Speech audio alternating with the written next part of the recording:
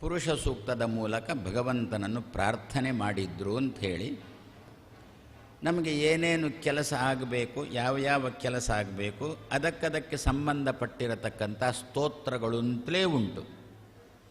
ಆ ಸ್ತೋತ್ರಗಳನ್ನು ಪಾರಾಯಣ ಮಾಡಬೇಕು, ತುಂಬ ಸಲ ಪಾರಾಯಣ ಮಾಡಬೇಕು, ಆವಾಗ ನಮ್ಮ ಕೆಲಸ ಆಗುತ್ತೆ. ಸದ್ಯ ಈಗ ಏನು ಪುರುಷ ಸೂಕ್ತದಿಂದ ದೇವರನ್ನು ಸ್ತೋತ್ರ ಮಾಡಿದ್ರು ಅಂತ. ಪುರುಷ ಸೂಕ್ತದಲ್ಲಿ ಏನುಂಟು, ಒಂದು ಸ್ವಲ್ಪ ನಿನ್ನೆ ದಿವಸ ನೋಡಿದ್ದೆವು. ಪುರುಷ ಸೂಕ್ತ ಆರಂಭ ಆಗುವುದೇ 1000 ತಲೆಗಳುಳ್ಳವ, 1000 ಅಂತಲೇ ಅಲ್ಲ, 999 1000 ಅಂತ ಅರ್ಥ ಅಲ್ಲ, 1000 ತಲೆಗಳುಳ್ಳವ, 1000 ಕಣ್ಣು ಕಿವಿ ಮೂಗು ಬಾಯಿ ಉಳ್ಳವ ಅಂತಲೇ ಆರಂಭ ಆಗುವುದು. 1000 ಕೈಗಳುಳ್ಳವ, 1000 ಕಾಲುಗಳುಳ್ಳವ ಅಂಥೇಳಿ. ಅದರಿಂದ ಏನಾಯಿತು, ನಮಗೇನಾಗಬೇಕಾಗಿದೆ ಈಗ, ಭೂಮಿಯಲ್ಲಿ ದೇವರಿಗೊಂದು 1000 ಕೆಲಸ ಉಂಟು.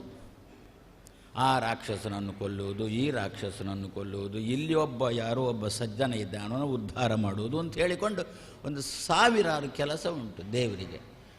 1000 ಕೆಲಸ ಇದ್ದರೆ ಎಂಥವರು ಬರಬೇಕು? 1000 ಕಣ್ಣುಳ್ಳವರು ಭೂಮಿಗೆ ಬಂದರೆ ಎಲ್ಲಿ ಒಂದು ಕಣ್ಣಿನಿಂದ ಒಂದು ಕೆಲಸ ನೋಡುವುದು, ಇನ್ನೊಂದು ಕಣ್ಣಿಂದ ಮತ್ತೊಂದು ಕೆಲಸ ನೋಡುವುದು, ಏಕಕಾಲದಲ್ಲೇ ಎಲ್ಲ ಕೆಲಸಗಳನ್ನು ನೋಡಲಿಕ್ಕೆ ಸಾಧ್ಯ ಆಗುತ್ತೆ. 1000 ಕೈಗಳು ಉಂಟು ಅಂತ ಅಂದುಬಿಟ್ರೆ ಏಕಕಾಲದಲ್ಲಿ 1000 ಕೆಲಸಗಳನ್ನು ಮಾಡಿ ಮುಗಿಸಲಿಕ್ಕೆ ಬರುತ್ತೆ. ಅದಕ್ಕೋಸ್ಕರ ನಮ್ಮಲ್ಲಿ ಒಂದು ಚಾಲ್ತಿಯಲ್ಲಿ ಉಂಟು, ಸಂಪ್ರದಾಯದಲ್ಲಿ ಉಂಟು. ಅದನ್ನು ಚೆನ್ನಾಗಿ ಮಂತ್ರ ಹೇಳಿಬಿಟ್ರೆ ಕೆಲಸ ಆಗುತ್ತೇನೋ ಕೂಡ ಹೌದು. ಒಂದು ವಸ್ತು ಕಳ್ಕೊ ಹೋದರೆ, ಒಂದು ವಸ್ತು ಕಳೆದು ಹೋದರೆ, ಏನೋ ನಮ್ಮ ವಸ್ತು ಎಲ್ಲಿಟ್ಟಿದ್ದೇವೆ ಅಂತಲೇ ಗೊತ್ತಿಲ್ಲ, ಎಡ ಕೈಯಲ್ಲಿಟ್ಟದೋ ಬಲ ಕೈಯಲ್ಲಿಟ್ಟದೋ, ಎಲ್ಲಿಟ್ಟಿದ್ದೇವೆ ಏನುಂಟಲೇ ಗೊತ್ತಾಗಲ್ಲ, ಕಳೆದು ಹೋಗಿದೆ, ಸಿಗಬೇಕಾಗಿದೆ, ಯಾರು ಹುಡುಕಿ ಕೊಡಬೇಕು? ಆರಕ್ಷಕರು ಹೇಳಿಬಿಟ್ರೆ ಅವರೇನು ಮಾಡ್ತಾರೆ? ಅವರು ಹುಡುಕಲೇ ಸಾಧ್ಯ ಅಲ್ಲ, ನಾಯಿಗಳನ್ನು ಹಿಡ್ಕೊಂಡು ಬರ್ತಾರೆ. ಕಳ್ಕೊಂಡದ್ದು ನಾವು, ನಮ್ಮದೇ ವಸ್ತು, ದೂರು ಕೊಟ್ಟದ್ದು ಆರಕ್ಷಕರಿಗೆ, ಪೊಲೀಸರಿಗೆ. ಅವರೇನಂದರು ನಮ್ಮಿಂದ ಆಗೋಲ್ಲ ಅಂದರು, ಮತ್ತೆ ನಾಯಿಗಳನ್ನು ಕಡ್ಕೊಂಡು, ಅದಕ್ಕೆ ಹೆಸರೇ ಪೊಲೀಸ್ ನಾಯಿ ಅಂತ ಹೇಳಿ. ಅದೇ ರೀತಿ ನಾವು ಅಲ್ಲಿ ತನಕ ಎಲ್ಲಿ ಹೋಗೋದು? ಅವರ ಹತ್ರ ಮಾತಾಡಲಿಕ್ಕೆಲ್ಲ ಅದು ಕೂಡ ನಮಗೆ ನಾಯಿಯನ್ನು ಸ್ವಲ್ಪ ಮೈಲಿಗೆ ಅಲ್ಲ. ನಾನು ಈಗಿನ ಕಾಲದವ್ರಿಗೆ ಹೇಳಿದ್ದಲ್ಲ, ಹಿಂದಿನ ಕಾಲದವ್ರಿಗೆ ನಾಯಿ ಅಂತ ಸ್ವಲ್ಪ ಮಲ್ಲಿಗೆ ಅಷ್ಟೇ. ಯಾಕೆ ಅಂತಂದು ಬಿಟ್ಟರೆ ಗೊತ್ತು, ಕೆಲವರು ಕೇಳಿದ್ದುಂಟು, ಬೆಕ್ಕನ್ನು ಒಳಗಿಡ್ತೀರಾ ನಾಯಿಯನ್ನು ಹೊರಗಿಡ್ತೀರೋ ಯಾಕೆ ಅಂತ. ಆ ಪ್ರಶ್ನೆಗೆ ಅವರಿಗೆ ಉತ್ತರ ಸಿಕ್ಕಿಲ್ಲ. ಅದಕ್ಕೋಸ್ಕರ ನಾಯಿ ಬೆಕ್ಕು ಎರಡನ್ನೂ ಒಳಗಿಟ್ಟು ಇವರು ಹೊರಗಿಡ್ತಾರೆ. ನಾಯಿಯನ್ನು ಯಾಕೆ ಹೊರಗಿಡ್ತೇವೆ? ನಾಯಿ ಯಾಕೆ ಮೈಲಿಗೆ? ನಾಯಿಯ ಆಹಾರನೇ ಬೇರೆ, ನಮ್ಮ ಆಹಾರನೇ ಬೇರೆ. ನಾವು ಬೇಡ ಅಂತ ಬಾಯಿಂದ ತಿಂದು ಬೇಡ ಅಂತ ಕೆಳಗಿನಿಂದ ಬಿಟ್ಟದ್ದನ್ನು ನಾಯಿ ತನ್ನ ಊಟ ಅಂಥೇಳಿ ಸ್ವೀಕಾರ ಮಾಡುತ್ತೆ. ಆದ್ದರಿಂದ ಏನು ಮಾಡಿದೆವು? ಬೆಕ್ಕು ಅದನ್ನು ತಿನ್ನೋಲ್ಲ, ಅದರಿಂದ ಬೆಕ್ಕು ಮನೆ ಒಳಗಿರುತ್ತೆ, ನಾಯಿ ಮನೆ ಹೊರಗಿರುತ್ತೆ. ಈಗಿನವ್ರು ಏನು ಮಾಡ್ತಾರೆ ಅಂದ್ಬಿಟ್ರೆ ನಾಯಿ ಬೆಕ್ಕೆಲ್ಲ ತನ್ನ ಜೊತೆಗೇನೆ ಕರ್ಕೊಂಡು ಹೋಗ್ತಾರೆ. ನಾಯಿಯ ಊಟ, ನಾಯಿಗೆ ಅದರ ಊಟ ಬಂದಾಗ ಅಲ್ಲಿಗೆ ಬಿಡ್ತಾರೆ, ಇವರು ಊಟಕ್ಕೆ ಹೋಗ್ತಾರೆ. ಇವರು ಊಟ ಮುಗಿಸ್ಕೊಂಡು ಬಂದರು, ನಾಯಿಯು ತನ್ನ ಊಟ ಮುಗಿಸ್ಕೊಂಡು ಬಂದ ಮೇಲೆ ಏನು ಮಾಡ್ತಾರೆ? ನಾಯಿಗೊಂದು ಮುತ್ತು ಕೊಟ್ಟು ಮುಂದುವರಿಸ್ತಾರೆ. ಇದು ಈಗಿನ ಕಾಲದ ಪರಿಸ್ಥಿತಿ. ಆದರೆ ಮತ್ತು ನಾನು ಯಾರ ಹತ್ರ ಹೇಳಬೇಕು? ನಮ್ಮ ವಸ್ತು ಹುಡುಕಲಿಕ್ಕೆ ಕಾರ್ತವೀರ್ಯಾರ್ಜುನ ಅಂತ ಒಬ್ಬ ಇದ್ದಾನಲ್ಲ, ಕಾರ್ತವೀರ್ಯಾರ್ಜುನೋ ನಾಮ ರಾಜ ಬಾಹು ಸಹಸ್ರಯುಕ್, 1000 ಕೈ ಅಂತೆ ಅವನಿಗೆ. ಕಾರ್ತವೀರ್ಯಾರ್ಜುನೋ ನಾಮ ರಾಜ ಬಾಹು ಸಹಸ್ರಯುಕ್ ಯಸ್ಯ ಸ್ಮರಣ ಮಾತ್ರೇಣ, ಯಾರನ್ನು ಎಣಿಸಿದರೆ ಸಾಕಂತೆ ಗತಂ ನಷ್ಟಂಚ ಲಭ್ಯತೆ. ಯಾರತ್ರ ಉಂಟು ಅಂತ ಗೊತ್ತು, ಅವ ಕೊಡ್ತಾ ಇಲ್ಲ, ಅದು ಗತ. ನಷ್ಟ ಅಂದರೆ ಎಲ್ಲಿ ಹೋಗಿದೆ ಅಂತಲೇ ಗೊತ್ತಿಲ್ಲ, ಅದು ನಷ್ಟ. ಎರಡೂ ರೀತಿದ್ದು ಸಿಗುತ್ತೆ ಅಂತೆ. ಸಾಲ ಕೊಟ್ಟಿದ್ದೇವೆ, ಇವನಿಗೇನೆ ಸಾಲ ಕೊಟ್ಟದ್ದು ಅಂತ ಗೊತ್ತು ನಮಗೆ, ಹಿಂದೆ ಕೊಡು ಅಂತಂದು ಬಿಟ್ಟರೆ ನಾಳೆ ಅಂತಾನೆ. ಹಾಗಾದರೆ ಅವನಿಂದಾಗಿ ಸಾಲ ನಷ್ಟ, ಇದು ಗತ ದ್ರವ್ಯ, ಅದು ವಸೂಲಾಗಬೇಕು. ಅದಕ್ಕೋಸ್ಕರ ಕಾರ್ತಿವೀರ್ಯನೇನು ಮಾಡ್ತಾನೆ? ಹೋಗ್ತಾನೆ, 1000 ಕೈಯಿಂದ ಅವನನ್ನು ಬಡಿತಾನೆ, ಹಿಡ್ಕೊಂಡು ಬರ್ತಾನೆ. ಎಲ್ಲಿ ಹೋಗಿದೆ ಅಂತ ಗೊತ್ತಿಲ್ಲ. ಆವಾಗ ಕಾರ್ತಿ ಏನು ಮಾಡ್ತಾನೆ? ತನ್ನ 1000 ಕೈಗಳಿಂದ ಹುಡುಕಿ ಕೊಡ್ತಾನೆ. ಅದಕ್ಕೋಸ್ಕರ 1000 ಕೈಗಳುಳ್ಳ ಕಾರ್ತವೀರ್ಯಾರ್ಜುನ ತಾನೆ. ಅದೇ ರೀತಿ ನಮಗೆ ಭೂಮಿಯಲ್ಲಿ 1000 ಕೆಲಸ ಆಗಬೇಕು. 1000 ಕೆಲಸ ಆಗಬೇಕು ಅಂತಾದರೆ 1000 ತಲೆಗಳಿರತಕ್ಕಂಥ, 1000 ಕಣ್ಣುಗಳಿಂದ ನೋಡುವ, 1000 ಕೈಗಳಿಂದ ಮಾಡತಕ್ಕಂತಹ ದೇವರನ್ನು ಸ್ಮರಣೆ ಮಾಡಬೇಕು. ಅದಕ್ಕೋಸ್ಕರ ಪುರುಷ ಸೂಕ್ತ. ಅದರಿಂದ ಆರಂಭ ಆಗುವುದೇ ಸಹಸ್ರ ಶೀರ್ಷ ಪುರುಷ ಸಹಸ್ರಾಕ್ಷ ಸಹಸ್ರಪಾತ್. ಎಲ್ಲರೂ ಈ ಮಂತ್ರ ಹೇಳಲಿಕ್ಕಿಲ್ಲ ಅಂತಂದರು. ಕೆಲವರು ಮಾತ್ರ ಹೇಳಲಿಕ್ಕೆ ಅಂತಂದರು. ಹಾಗೆ ನಾವೇನು ಮಾಡಬೇಕು ಅಂತಂದರು. ಅದಕ್ಕಾದ್ರೆ ಅದರ ಅರ್ಥ ಮೆಲುಕು ಹಾಕ್ಬೋದು ಅಂತಂದರು. ಮಂತ್ರ ಹೇಳೋದು ಬೇಡ, ಅದರ ಅರ್ಥವನ್ನು ಮೆಲುಕು ಹಾಕಿದರೂ ಕೂಡ ದೇವರು ಕೈ ಹಿಡಿತಾನೆ. ಆ ದೃಷ್ಟಿಯಲ್ಲಿ ಪುರುಷ ಸೂಕ್ತವನ್ನು ಇಟ್ಟುಕೊಂಡು ಬ್ರಹ್ಮಾದಿ ದೇವತೆಗಳು ಭಗವಂತನನ್ನು ಪ್ರಾರ್ಥನೆ ಮಾಡಿ ನಮ್ಮ ಕೆಲಸ ಆಗಬೇಕು. ಹಾಗಾದರೆ ಅದಕ್ಕೆ ನಿನ್ನೆ ಹೇಳಿದ್ದು ಪುರುಷ ಸೂಕ್ತವನ್ನು ಹೇಳೋಣ, ಅದರ ಅರ್ಥವನ್ನು ಮೆಲುಕು ಹಾಕೋಣ. ಅರ್ಥಕ್ಕೆ ಸರಿಯಾಗಿ ಅವನ ಹೆಸರುಂಟು, ಕಾರ್ತವೀರ್ಯರ ಹೆಸರುಂಟು. ಕಾರ್ತವೀರ್ಯಾರ್ಜುನನಲ್ಲಿ 1000 ಕೈಗಳ ದೇವರನ್ನು ಚಿಂತನೆ ಮಾಡೋಣ. ಪುರುಷ ಸೂಕ್ತ ಹೇಳಲ್ಪಡುವ ದೇವರನ್ನು ಚಿಂತನೆ ಮಾಡೋಣ. ದೇವರು ಅವನ ಮೂಲಕ ನಮಗೆ ನಷ್ಟವಾದ ವಸ್ತುವನ್ನು ಹುಡುಕಿ ಕೊಡ್ತಾರೆ. ಅದಕ್ಕೋಸ್ಕರ ಪುರುಷ ಸೂಕ್ತನ ಹೊಗಳಿದ್ರು ಅಲ್ವೋ. ಅದರಲ್ಲಿ ಏನುಂಟು ನಿನ್ನೆ ದಿವಸ ಒಂಚೂರು ನೋಡಿದೆವು. ಚಂದ್ರಮ ಮನಸ್ಸೋ ಜಾತಃ, ಭಗವಂತನ ಮನಸ್ಸಿನಿಂದ ಚಂದ್ರ ಹುಟ್ಟಿದೋ ಅಂತ ಅದರಲ್ಲಿ ಉಂಟಲ್ವೋ.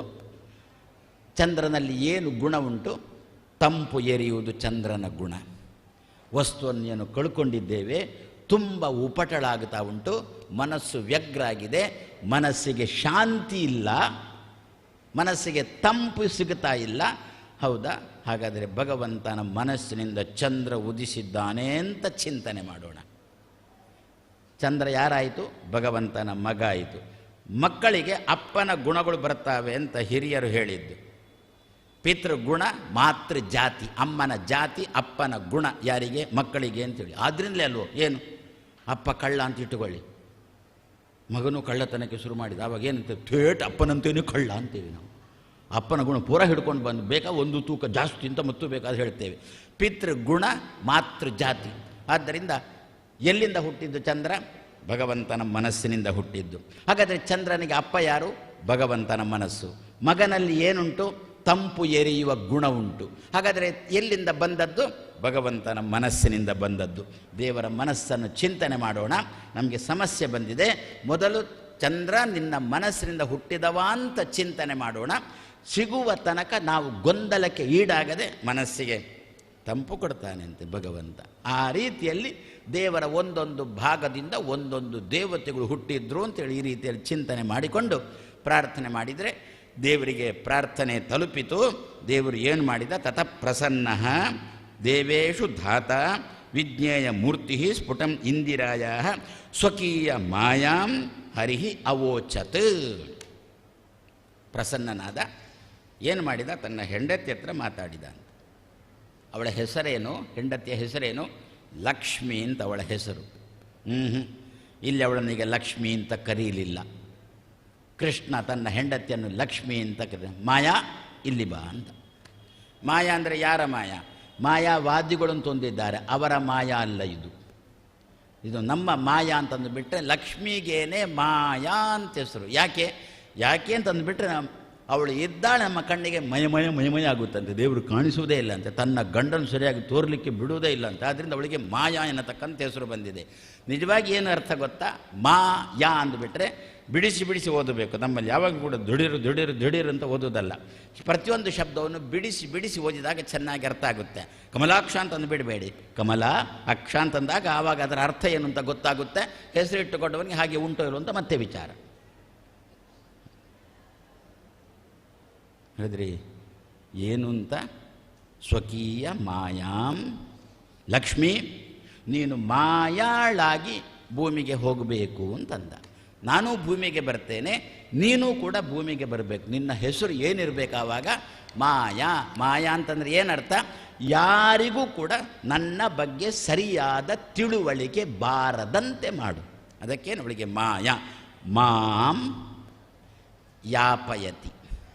ಮಾಂ ದೇವರ ಬಗ್ಗೆ ಪ್ರಜ್ಞೆಯನ್ನು, ದೇವರ ಬಗ್ಗೆ ತಿಳುವಳಿಕೆಯನ್ನು, ಅಂದರೆ ಯಾಪಯತಿ ಅಂದರೆ ತೊಲಗಿಸ್ತಾಳೆ ಅಂತೆ. ದೇವರು ಅಲ್ಲೇ ಇದ್ದಾನೆ, ಎದುರಿಗೆ ಇದ್ದಾನೆ. ದೇವರ ಪ್ರತಿಮೆ ಎದುರಿಗೆ ಉಂಟು. ಅದರಲ್ಲಿ ದೇವರ ಸನ್ನಿಧಾನ ಉಂಟು ಅಂತಲೂ ಗೊತ್ತು ನಮಗೆ. ಆದರೂ ಕೂಡ ನಾವು ಸರಿಯಾಗಿ ಕೆಲಸ ಮಾಡೋಲ್ಲ. ಯಾಕೆ? ಇವಳು ಏನು ಮಾಡಿದ್ದಾಳೆ ಅಂತಂದುಬಿಟ್ರೆ ನಾನು ದೇವರ ಸೇವೆ ಮಾಡ್ತಾ ಇದ್ದೇನೆ, ಚೆನ್ನಾಗಿ ಮಾಡಬೇಕು ಎನ್ನತಕ್ಕಂಥ ಪ್ರಜ್ಞೆಯನ್ನು ತೆಗೆದು ಬಿಡ್ತಾಳೆ. ಇದನ್ನೆಲ್ಲ ನಾವು ನಮ್ಮ ದೈನಂದಿನ ಜೀವನದಲ್ಲಿ ಅನುಭವಿಸುವವರು. ಹೇಳುವಾಗ ಏನೋ ಅಂತ ಇದ್ದಾನೆ, ನಾನು ದೇವರ ಸೇವೆ ಮಾಡ್ತಾ ಇದ್ದಾನೆ, ಸಂಬಳ ತಗೊಳ್ತಾನೆ. ಆದರೂ ಇರಲಿ, ಸಂಬಳ ತಗೊಂಡ್ರೂ ಕೂಡ ದೇವರ ಸೇವೆನೇ ಒಂದು ಭಗವಂತನ ಸೇವೆನೇ ಅಲ್ವೋ. ಅದು ಗಂಧ ತೆಗೆದುವುದಿರ್ಬೋದು, ಮಡಿ ಅನ್ನ ಮಾಡುವುದಿರ್ಬೋದು, ಏನು ಬೇಕಾದರೂ ಮಾಡೋದಿರ್ಬೋದು. ಆದರೆ ಏನು ಮಾಡೋಣ, ಗ್ರಹಚಾರ ಆ ಹೊತ್ತಿಗಾಗುವಾಗ ಮಾಯೆ ಆವರಿಸಿ ಬಿಡ್ತಾಳೆ. ಆವಾಗ ಆ ಹೊತ್ತಿಗಾಗುವಾಗ ಅವನಿಗೆ ನಾನು ದೇವರಿಗೋಸ್ಕರ ಗಂಧ ತೇಯ್ತಾ ಇದ್ದೇನೆ ಅಂತ ಪ್ರಜ್ಞೆನೂ ಇಲ್ಲ, ಮತ್ತು ತನಗೆ ಸಿಗಬೇಕಾದ ಎಷ್ಟೊತ್ತಿಗೆ ಸಿಗುತ್ತೆ ಅಂತ ಕಾಯ್ತಿರ್ತಾನೆ. ಸಿಕ್ಕಿದ್ಕೊಳ್ಳೆ ಓಡಿಬಿಡ್ತಾನೆ. ಇದು ಯಾವುದರ ಪ್ರಭಾವ ಅಂತಂದುಬಿಟ್ರೆ ಲಕ್ಷ್ಮಿಯ ಪ್ರಭಾವ ಅಂತಾರೆ.